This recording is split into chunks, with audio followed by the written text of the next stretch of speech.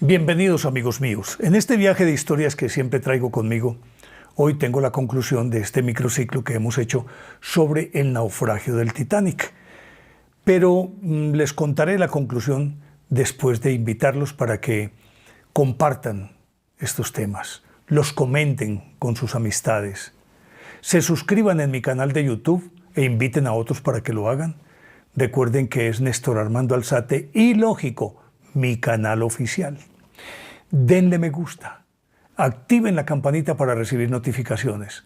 En Spotify aparecemos como Ilógico, allá hay unos buenos podcasts que son de temas diferentes, esos podcasts a los temas que yo trato aquí.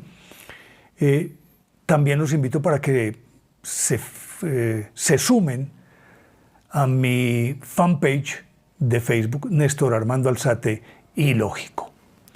Recordarán que en el capítulo anterior yo les decía que llegó el momento del choque entre el buque, el Titanic, con el iceberg, que se abre la brecha. Pero ahí aparece una teoría. Si recuerdan bien, yo les decía que primero, como había un incendio subyacente, no era un incendio abierto, pero todavía estaba ahí, es apenas comprensible que ese sector estuviera demasiado caliente y particularmente si era un compartimiento estanco, era el más cercano al agua. Por lo tanto, al abrirse el boquete, estaba a una altísima temperatura este depósito y entra agua que calculan que a 0 grados o un poco menos de 0 o 1 o 2 grados, en todo caso supremamente fría. Y al entrar el choque del agua heladísima con la temperatura que había adentro, generó una explosión. ¡Pah! Abrió un boquete más grande. Y no fue tanto el que hubiera rasgado el buque, el choque con el iceberg, sino esa explosión que se produjo desde adentro y permitió la entrada del agua a raudales, tan a raudales que un buque de 70.000 toneladas, 269 metros de eslora, se hunda en 2 horas. Tiene que ser que dentro fue un torrente impresionante.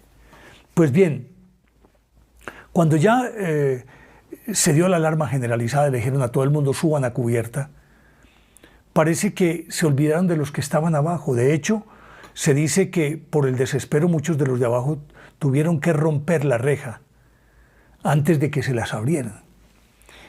Y como eran 11 cubiertas hacia abajo, pongámoslo en términos de pisos, 11 pisos, empiece a subir para tratar de ganar la cubierta. Mientras tanto ya estaban arriba todos los ricos, los de segunda clase y los de tercera clase a los que les metían el codo para que no abordaran los botes. De todas maneras ya estaban ahí. Entre tanto la orquesta del buque seguía tocando. Y la pusieron a tocar ahí cuando empezaron la repartición de las personas en los botes. Primero mujeres y niños, condición sine qua non, es decir, drástico, radical. Primero mujeres y niños. Y ellos seguían tocando. Se cuenta que uno de los ricos, ya muy viejo, él con su esposa, se quedaron sentados en el salón donde se estaban tomando un trago, un whisky. Brindaron y se quedaron ahí quietos. El capitán Edward Smith, entre tanto, dispuso pues que bajaran a toda la gente, pero no había botes para tanta gente, como lo dijimos desde el principio, y como lo había predicho en futilidad Morgan Robertson, la novela de Morgan Robertson. Como eran mujeres y niños, pero ahí se coló Bruce Ismay, el que había dicho que en ese barco ni Dios lo hundiría. Él se mezcló, dicen algunos que se disfrazó de mujer y se metió allá. Él se salvó, pero fue condenado al ostracismo por el resto de sus días, por cobardía. Bueno, lo cierto es que entonces todos empezaron a tratar de salvar a la gente. Al final de cuentas, pudieron salvar 710 personas. Habían echado bengalas, habían pedido auxilio, pero resulta que el barco más cercano era el Californian, y el Californian ya habían apagado el aparato. El Carpathia estaba a 2 horas y inmediatamente puso rumbo a este sitio y llegó en efecto en 2 horas. Sobre las 4 de la madrugada lograron recoger a los que estaban los botes por ahí flotando, porque en esa oscuridad para dónde pegamos. Y en el mar habían quedado muertos ya 1.513 personas. Una muy buena cantidad. Algunos calculan que más de 500 se fueron con el barco al fondo. Obviamente los pobres que estaban allá abajo. Y aquí quedaron 1.513 personas, murieron y se salvaron 710. Pero entre las que murieron hay otra cosa bien extraña. William Stead también era un periodista y uno de los hombres de más prestigio, inclusive era como esos, diríamos, soy periodista de farándula, era el que se codeaba pues con todos los ricos y tenía acceso a todas partes. Y él en 1892 había escrito un cuento corto. Y adivinen qué, en ese cuento corto describía exactamente lo mismo que en Futilidad Morgan Robertson. Este escribió sobre un buque de iguales características, igual tonelaje, igual cantidad de pasajeros, que se chocó con un iceberg en el Atlántico Norte en un mes de abril. Exactamente lo mismo. La diferencia es que Morgan Robertson, ya él, supongo yo que con cierto sentimiento de culpa que no tenía por qué tenerlo, de todas maneras, o tal vez por la desesperación, estaba bebiendo allá en Southampton. Se quedó allá bebiendo. Stead, que había escrito esto en 1892, como era uno de los cronistas de Sociedad, vino a hacer el viaje inaugural. Lo había escrito en 1892, William Stead, y se subió al Titanic. Y fue uno de los 1.513 muertos.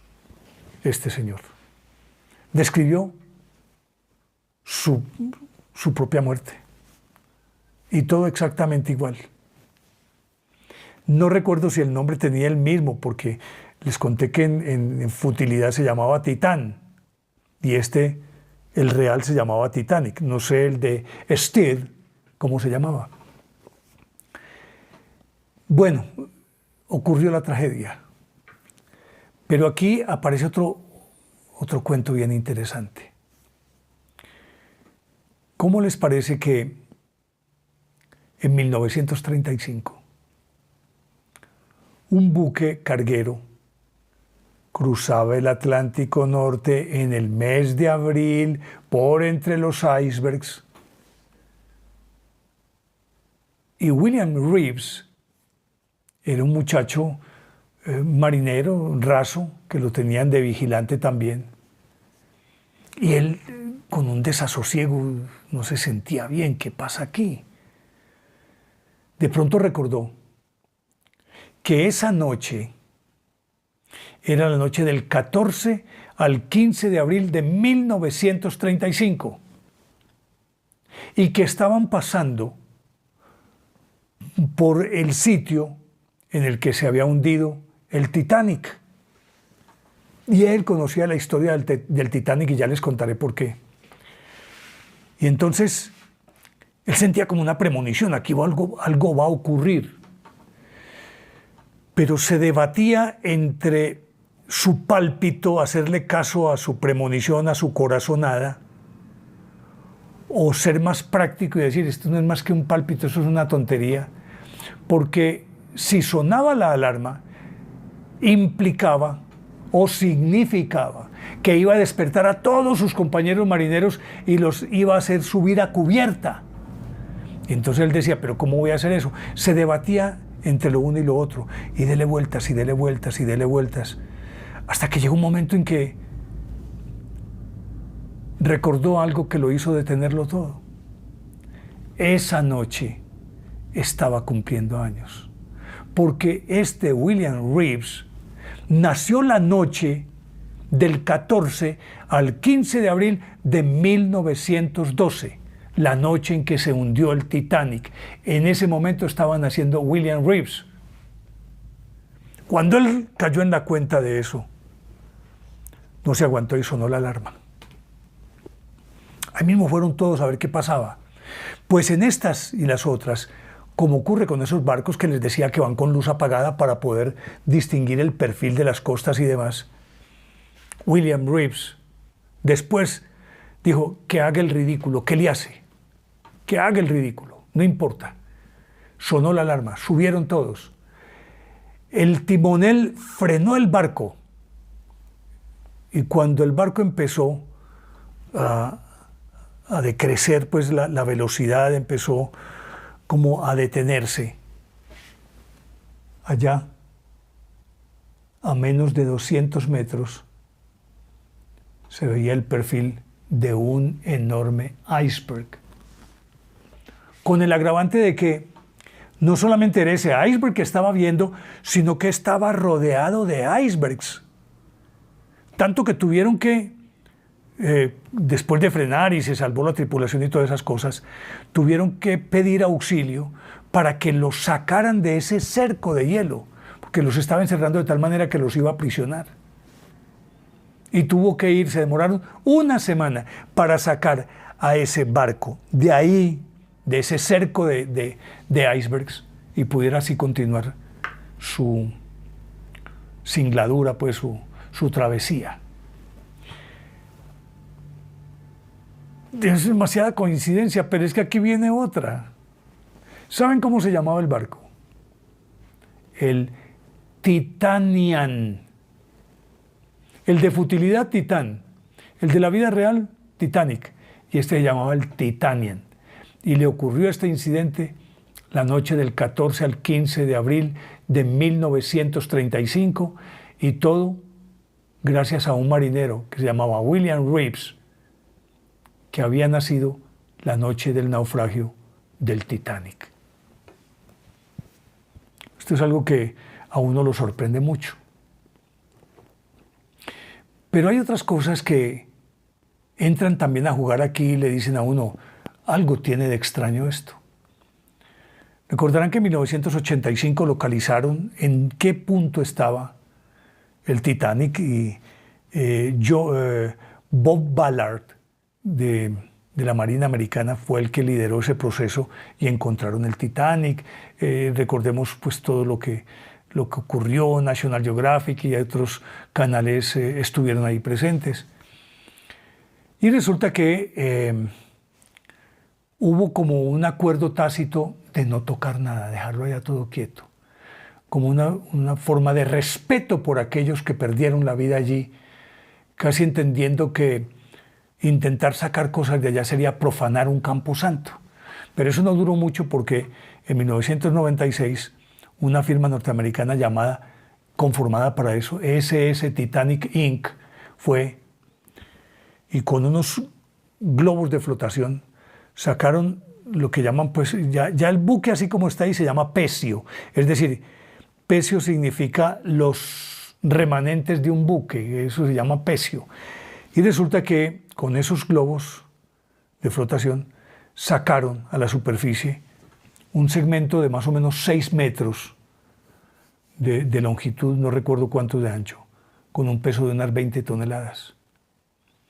Y ya, la idea era que lo traían a Estados Unidos y en Nueva York estaban abriendo un museo para recordar a las víctimas del Titanic y mostrar cómo fue todo eso.